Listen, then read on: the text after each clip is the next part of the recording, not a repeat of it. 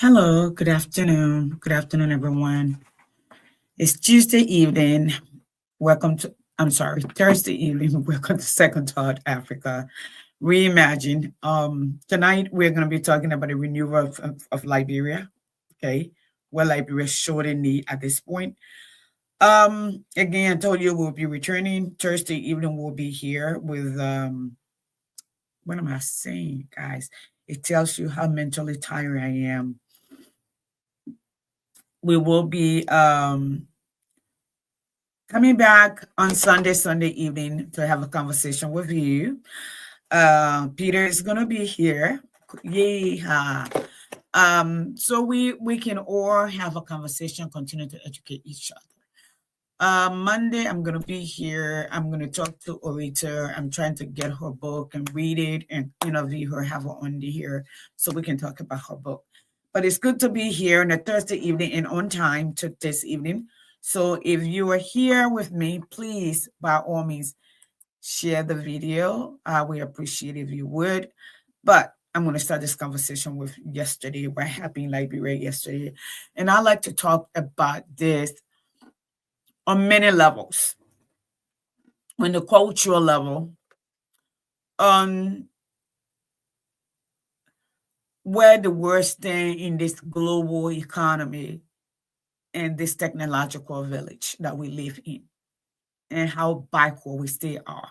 And that's what I want to talk about today. So we're able to renew ourselves as a nation.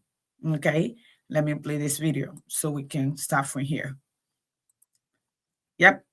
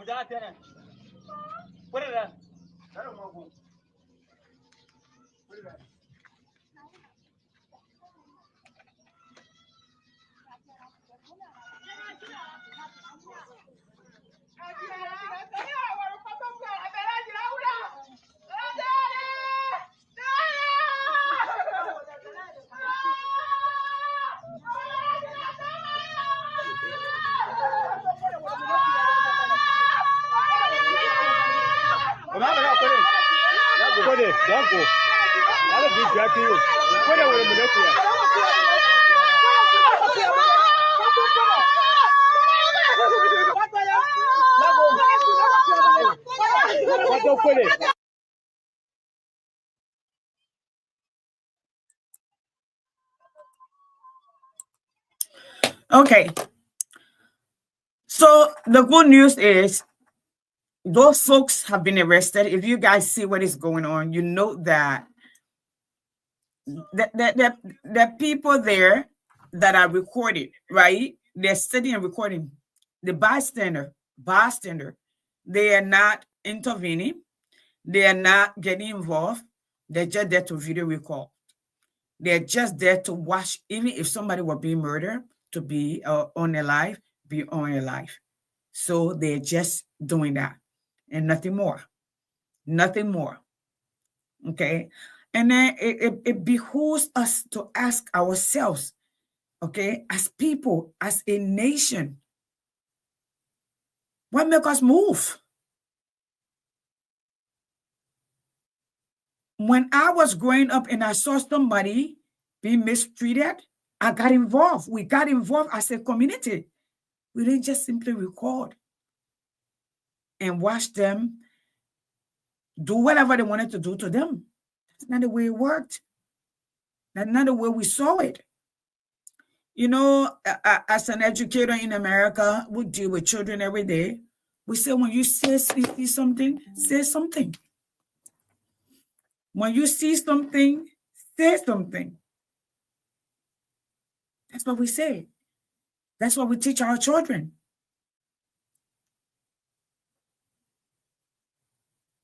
That's why we teach the young people. That's why in the United States, when you're driving, okay, and you're driving and you see somebody on the roadside that you think needs help, you stop, you ask if they need help. When your neighbor house is on fire, you go to ask how you can help. Like during the first phase of this orange man, when he was reaching king in this place, some of us will go to our neighbor's door to make sure they're okay. We will call people that we knew to check on them to make sure they're okay. That's how we did it. Okay? But let me say this to you right here.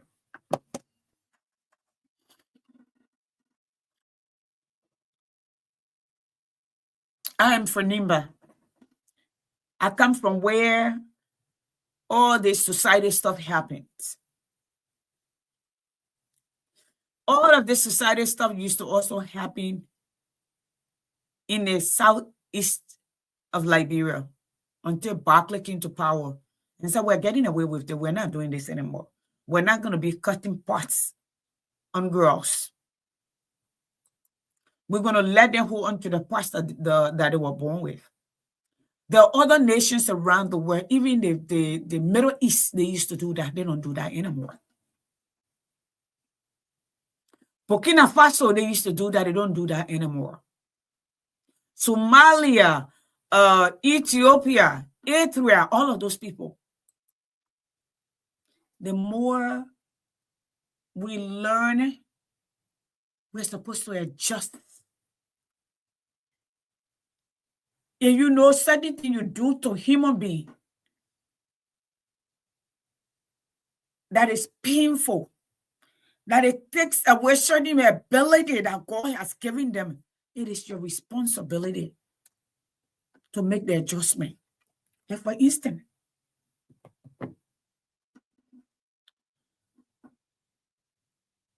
in this very America, and before then, people will marry young girls out. The sooner they could menstruate, that is 12, 13 years old. But they quickly found out that by the time the children's first pregnancy, 50% of them would die in childbirth. And they thought it was not healthy to leave that. You know, when we, the Liberian people, come on the air or come on Facebook or on radio and say, this is our tradition, where is the origin? Where is the essence? What benefit does it bring to the table? If you can tell me the benefits of it, and this is not because that's our tradition. Tradition is not a defense mechanism. Tradition is merely a man-made belief system or routine that a man make. Like in my house, if you enter, you leave your shoes at the door because you've been parading with your shoe out the door all day outside. I like to walk around with my bare feet. And from here on, if my daughters or my son move on to their own lives and decide that would be their culture and tradition, that would be their culture and tradition. I started it.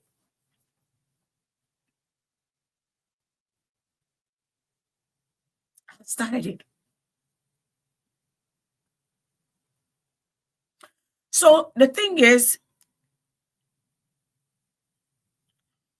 the people who do not understand, your daughters will travel around the world. They will enter other people's country. Okay? I know a lot of West African, Central African women who go to Dr. Mercy Hospital in California to get reconstructive surgery because they didn't consent to what you people have done to them. I'm a country girl. I'm a trapper girl. And I'm a cultural girl. But a certain culture I just don't believe in. I'm sorry.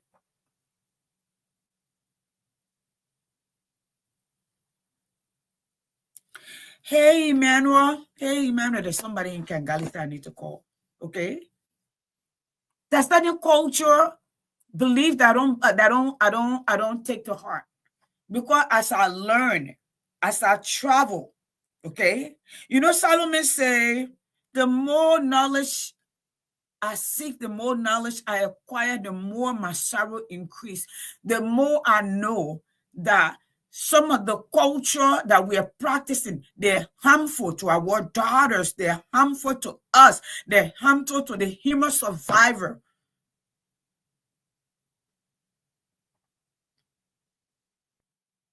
How have this culture changed our lives? How has it created respect for us?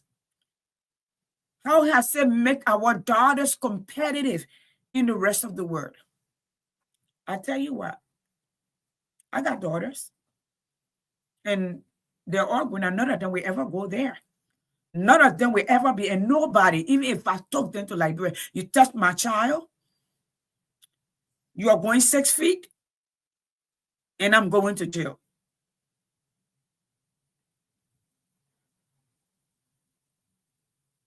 I'm just being honest. Medically, that's harmful.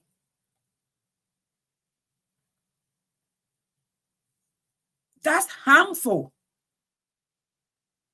But let me focus on this woman that was just tied up Tabe. Those former rebel children. Don't just arrest them. He should go to jail. He should be prosecuted. And that woman needs to sue him for pain and suffering and humiliation. She needs to sue him. We need to find a woman, a lawyer that will get involved, or any lawyer, human rights lawyer as a whole, that will get involved and take those people to court. Look, Liberia is a democracy. Nobody care. I don't care what your culture say, okay? Their individual right to exercise. When you're ready to do whatever you're doing, other people have the right to reject. Why when you come to America, you say you don't do that nonsense. They will grab you and put you in jail easy. I just saw a Lebanese man arrested the other day. They were trying to unalive their daughter. They call it honor death because they didn't like who she was dating. Both the wife and the husband have gone to jail. They're going to be there a lifetime for attempted murder.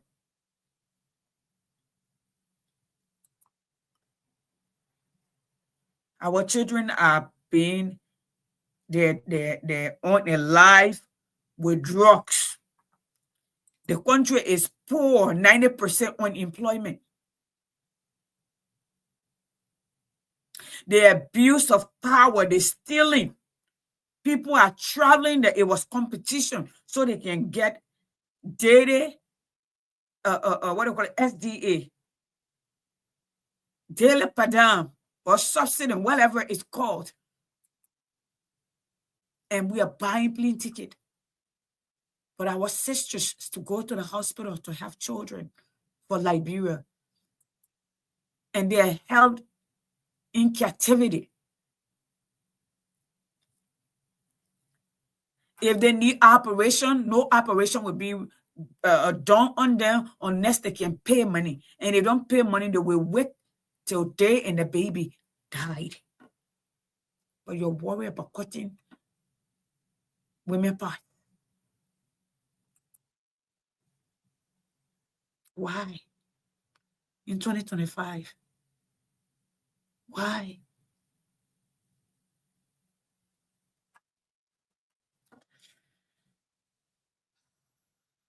It's time for Liberia to renew herself. It's time for Liberia to rethink her direction. Where is she headed? Who does she need? You know, I'm looking on Facebook, and I noticed that Punch, Patriot Honda TV station, said they did survey that they're trying to put people here together.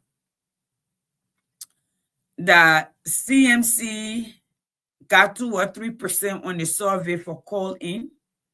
That ANC got 1%, like always. And George Weah got 53%. Bwaka got 40%. Let me explain to you, Liberian people. It is all hypocrisy. For them, it is all a game. For Patrick Hunter, for them, your life means nothing. It's about them, how they stay ahead, how they get ahead, how they continue to, they are fraud. They cannot live anywhere. They cannot work anywhere. They cannot compete. They cannot work in a competitive society because they can't take the competition, because in a competitive world where things are based on meritocracy, there are performance measurement or monitors, okay, that have to be visited. People have to know that you're delivered, they're deliverable, their timeline that you must deliver or you're going to be gone. So they're playing this game because they know that George Weah don't want to run. Those who are trying to force George Weah to run, they know that Liberian people, where we've been, may not ever vote for George Weah, not particularly George Weah, but the people that were behind George Weah, they caused a lot of chaos and he did nothing about it, so they will not be voting for him. Okay. So because of that, George Weah is not CDC. CDC is a political party that is based on philosophy. If that is the case, okay, somebody other than George Weah can run on the party ticket. And as the Liberian people say, George Weah love Liberia. If he truly love Liberia, he will put on somebody's hand. UP does not want to go to second round with any other person other than George Weah. This is where the game is. You don't see ANC people on radio calling and on Facebook trying to call in, especially at this time. I support Alexander Cummings. I don't see the necessity for me to get on the air and start calling and start putting in. You know why I don't think so? Because this government been in power for 2 years and they have failed miserably. Okay? What are we voting on? Are you voting on records? Are you voting on who can change Liberia?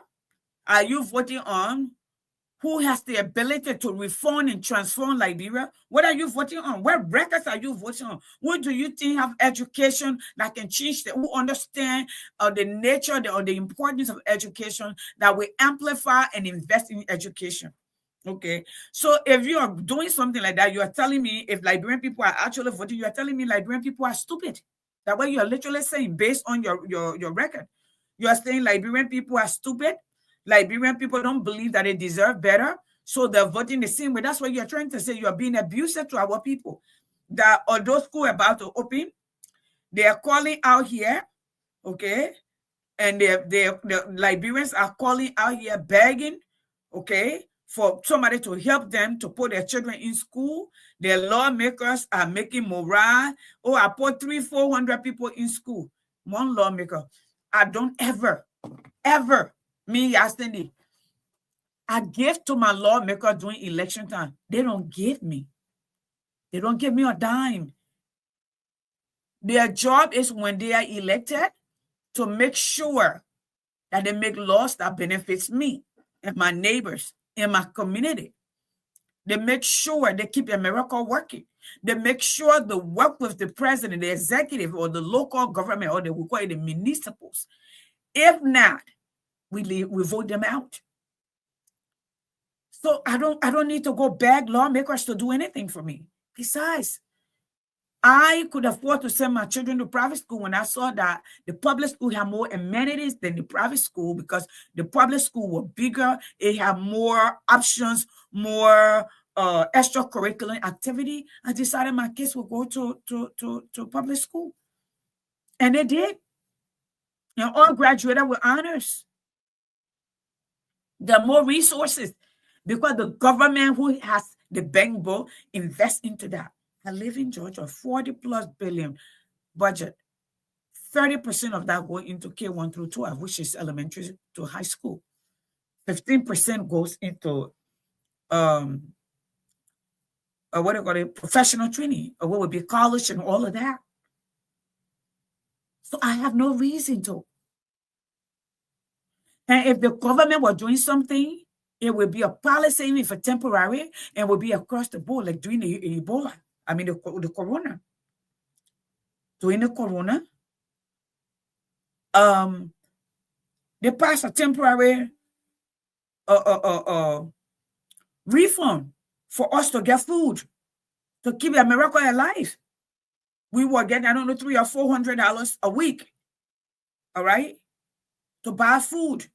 Those of us who our children were who had children who the buses would come. The same time the children used to go when we're on campus, the children get breakfast. The buses would drop breakfast in the morning. It will run through our subdivision. You can come out and get it. I never went out to get it because we didn't need it. Okay. And you would get that. In the afternoon, there would be lunch. And they would bring those lunch. The buses would come and pass. And then you come outside, you go and pick up your food for your children if you wanted to. Whereas you also got money out of directly in your bank, or you got a check to buy food during the corona. So I don't have to go beg lawmakers. That's what I hire these people for. So if you are doing your survey based on what I don't know, okay, and guys, you're doing your survey and Liberian people are still voting UP and they're voting where? You're simply telling me our people are not ready. You're simply telling me that I don't know why they say my music is paused. It can be paused because it's my music. So I don't know why. Okay. So I'm looking at you all and I'm like, really? So are you telling me everything that is happening, our people don't care for their children? Is that what you're telling us? That their children don't matter? That drug is literally taking over the country? And the people still think they're here?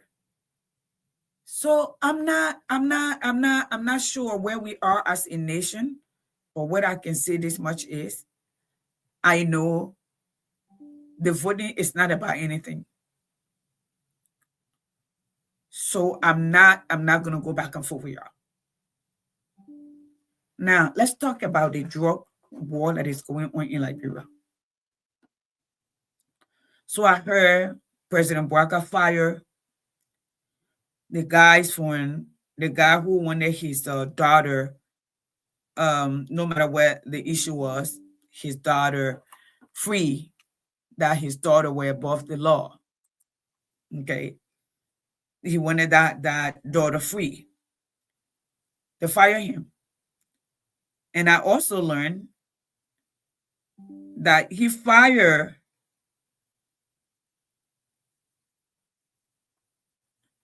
also fired the man who came and said the big people hand are in drug selling. I think it's the guy they actually wanted to fire than that guy because he was exposing them. I think that's the guy they wanted to fire. So they fire him. They fire almost even the guy who was speaking of who said this is dangerous. They offer somebody the job. They say they don't want to do the job. You know why? Because the drug dealers have taken over the country. Drug dealer come through the airport. Through the airport with $100 million drugs.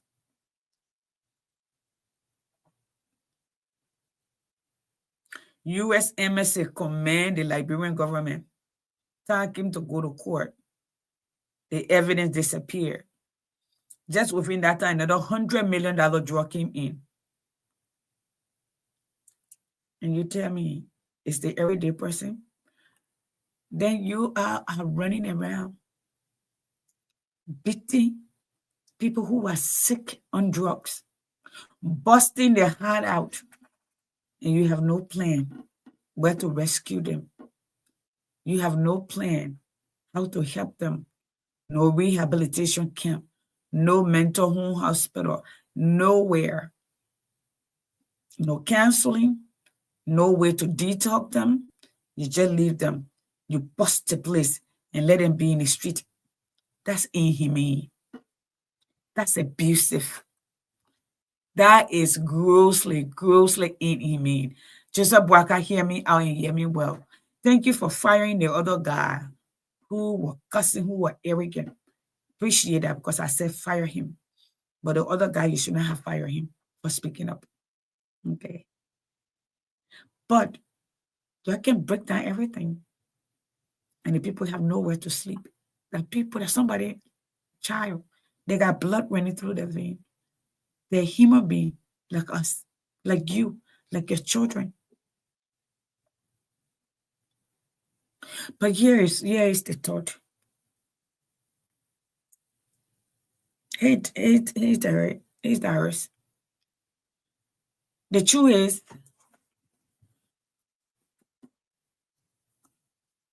if you are truly ready to fight drug war,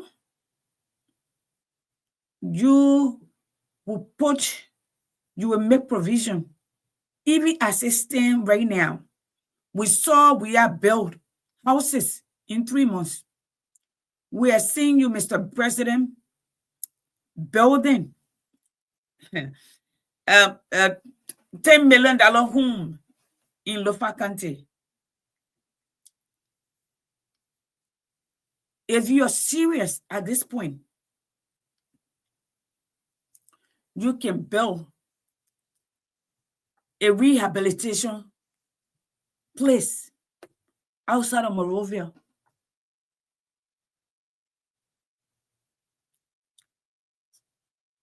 Regionalized, split Liberia into 5 regions and put it out there into the forest.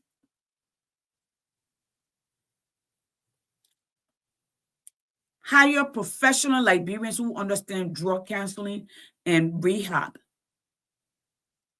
even for a quarter each, and bring them, what are the local, psychologists, psychiatrists, people who are into that. You can put the 500,000 plus that you just spent to go to Japan, plus the one you spend a few days to go to China, to go to this other place, to go to other place. Right now, the money for constituents visit, for legislature should not have to be paid to go see the people. They should be living with the constituent. I live in Georgia. My senator, my representative come home every weekend. That's where they get paid. That's where they sign up for. They don't have to get paid to come home. Why will you pay them to go home? Why will you pay them to visit? We have town hall every quarter. My lawmakers have town hall every quarter. If the pressing issue before it passes or coming out, they show up and they let everybody know to come. So why you're paying them to go talk to people? Why should people pay lawmakers to go talk to their own people? Why? How do you pay people to go talk to the people that they are representing? They're not speaking? Is that not stealing, looting from the nation? Is there not? Wow. And I'm like, are these people serious? Are you all for real? That money, this is my recommendation, Mr. President. Those money, okay? It should not be, it's not a law. Those money needs to be put as an emergency fund, declare a state of emergency as an emergency fund, put it in there, start putting on temporary building. Okay? You can build 30, 40 bedrooms in less than 3 months if how you call it, if the fund is available. Before you start breaking down those places to move the children, you move them at a time. according to the World Health Organization, United Nations, okay, team, they said 3 years ago, Liberia have over 300,000 young people strung up on drugs. You need to split them into the country. 100, if you divide them into 5 regions, okay?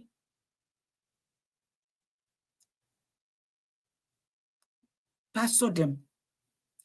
They want them from Nimba and Grandjide, bring them to if that Kidman, bring them to Kidman. They want them from Kidman and Lufa, get them to Grandjide. The other one, they bring them to Nimba. So they're in a totally different vicinity. They don't recognize where they are. That's how you do it. That's how you do it. Okay? That's how you're supposed to do it. But to just sit here, all right? I think the people still got black on my stuff here though. It's just not moving. Oh, I've been away so long that everybody now, you're not forgetting me because I've been away long, but that's fine. We will be back. We'll build it back. We'll build it back better.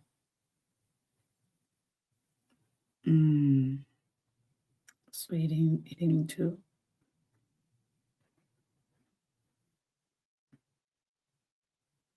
So I'm not sure if this is public. It is public. Okay. Let me see if I can do this policy into this.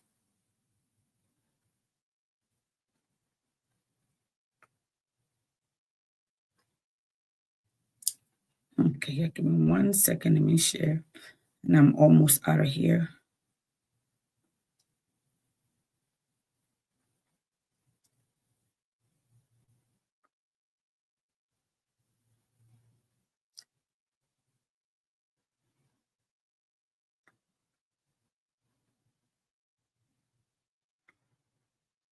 Okay, passive SKT. Where are you?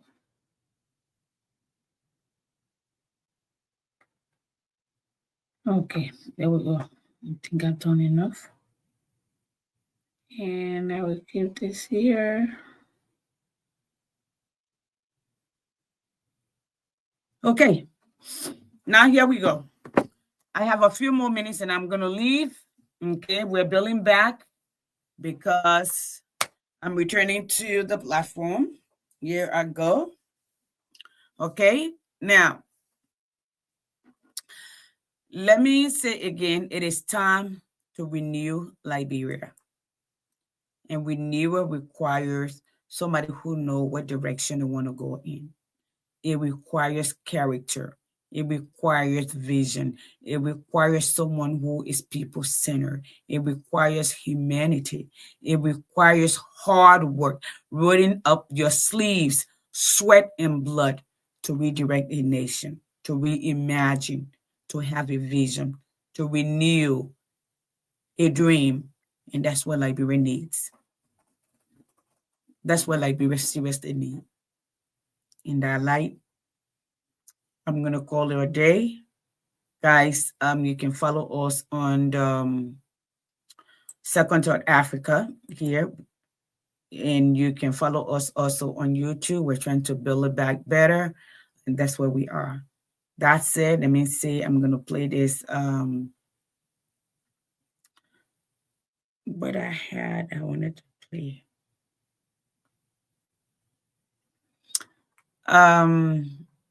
What is young man name?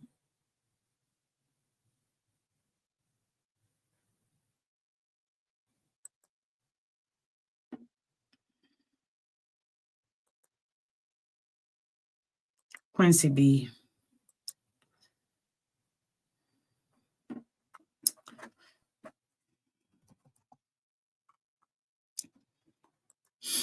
I'm going to play Quincy B.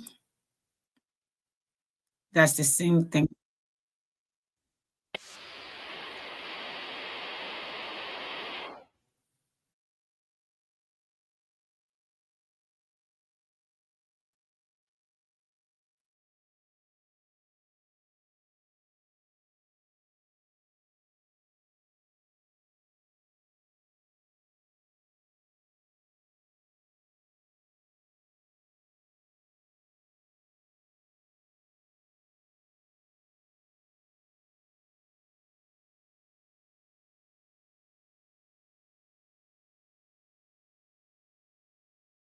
Day